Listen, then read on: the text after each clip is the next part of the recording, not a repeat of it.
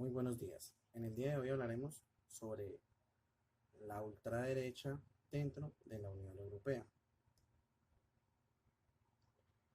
Primero que todo, como introducción, hablaremos sobre los países que más tienen índices de tener más amplitud más incidencia de la ultraderecha dentro de la Unión Europea que otros, iniciando por Francia, Suecia, Alemania, Italia, Finlandia, Bulgaria, Hungría y España. Son algunos de los países en los que los partidos ultraderecha aumentaron en su presencia. En algunos casos, estos países a ser claves, que la ultraderecha fuera claves en la formación de su gobierno desde épocas pasadas. La cosmovisión de la ultraderecha se ha propagado con la complicidad de los partidos tradicionales, eh, instrumentalizando tanto las redes sociales como los medios, atrapados en el incendio perpetuo de la economía, de la atención. Ahora sus expectativas florecen ante los vientos de una recesión económica y las turbulencias geopolíticas globales en las que se encuentra la Unión Europea. Empezaremos con Italia, donde la victoria de una coalición de ultraderecha en las últimas recientes elecciones en Italia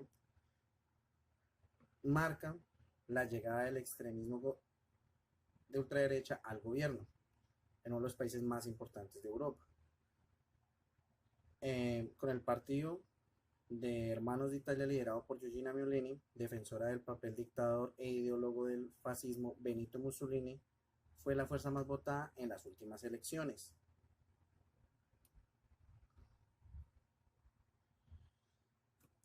Eh, Ella, con el lema Dios, Patria y Familia, Meloni cuenta con 45 años, lideró una campaña basada en el euroescepticismo, es decir, el rechazo a la Unión Europea, y las políticas contra la inmigración y también el, pre, el propuesto de reducir los derechos de la comunidad LGBTQ y el acceso al aborto.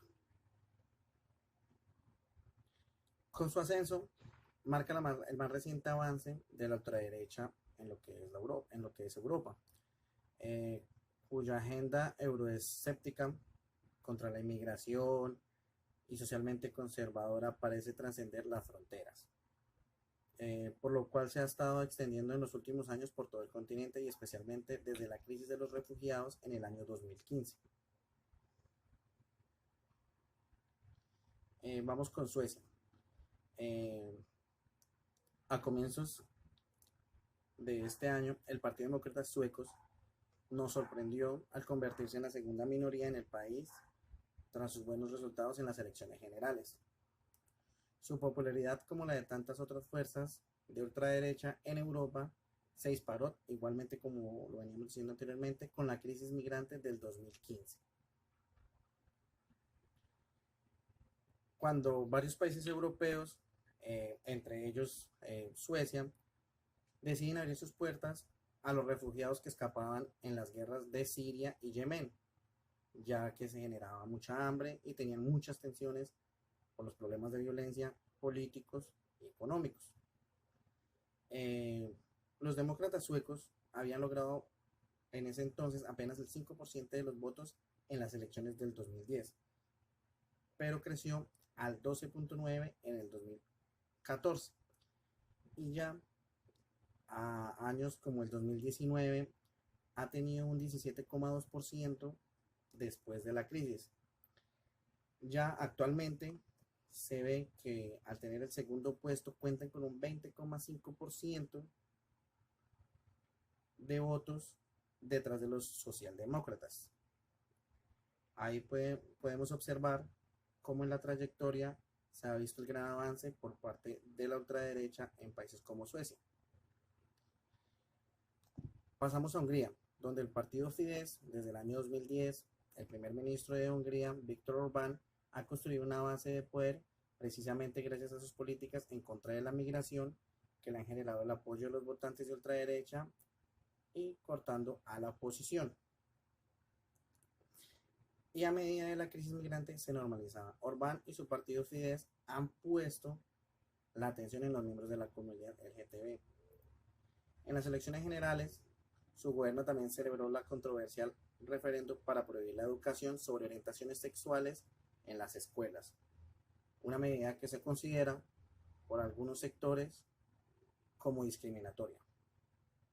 Un punto a resaltar es que el Tribunal de Justicia de la Unión Europea abrió el camino para restringir el envío de fondos a Hungría por incumplir estándares europeos, especialmente al imponer controles políticos sobre el sistema judicial y los medios de comunicación al restringir derechos básicos.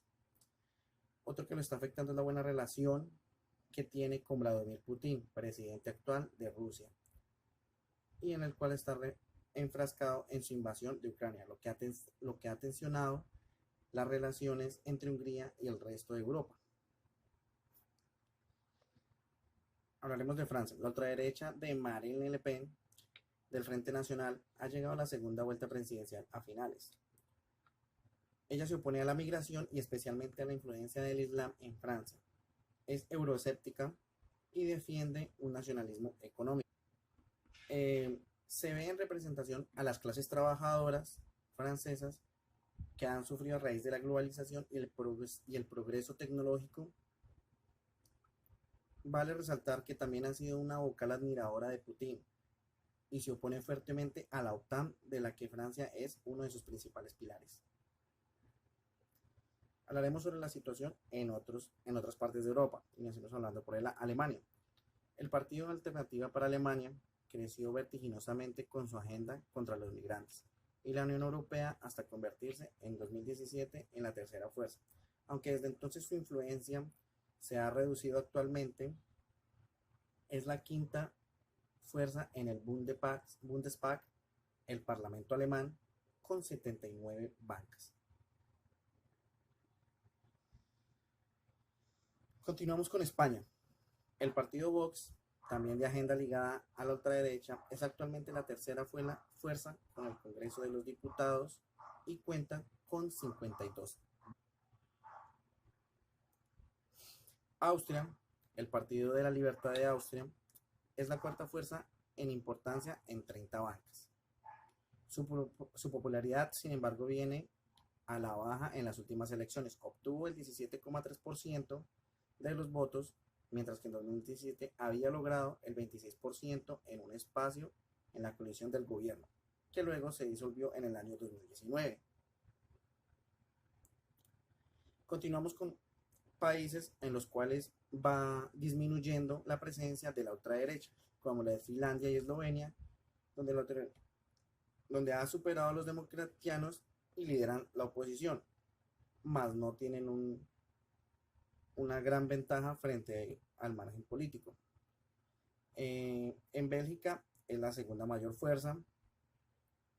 En Dinamarca y en Austria han retrocedido y son la tercera, pero solo después de los socialdemócratas daneses y los cristianodemócratas austriacos, ambos que están puestos en el poder.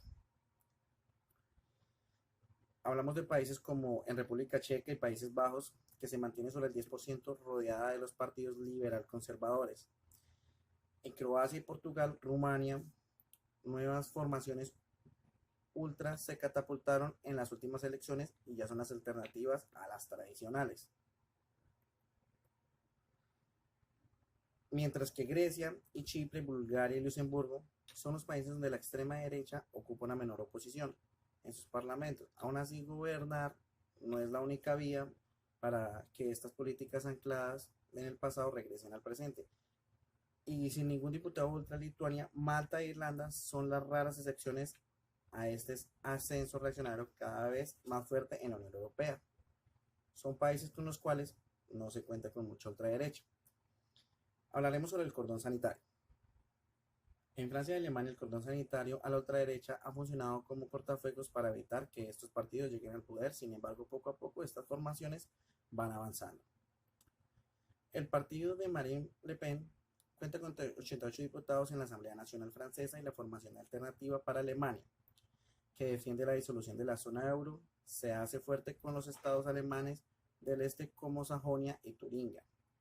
La ideología de AfD choca frontalmente con los valores fundacionales de la Unión Europea. El partido se muestra contrario al rescate financiero de los países periféricos y a la ampliación del bloqueo. La Oficina Federal para la Protección de la Constitución llegó a clasificar su facción más dura como movimiento contrario al orden básico democrático libre. Otro tema a tocar muy importante ya para terminar, son las tendencias con los prorrusos. La crisis por la guerra en Ucrania y el aumento de las desigualdades forman el caldo de cultivo perfecto para la ultraderecha. Y con el aumento de la inflación, esas cifras amenazan con dispararse, especialmente en los países del sur y el este de Europa. Muchas gracias.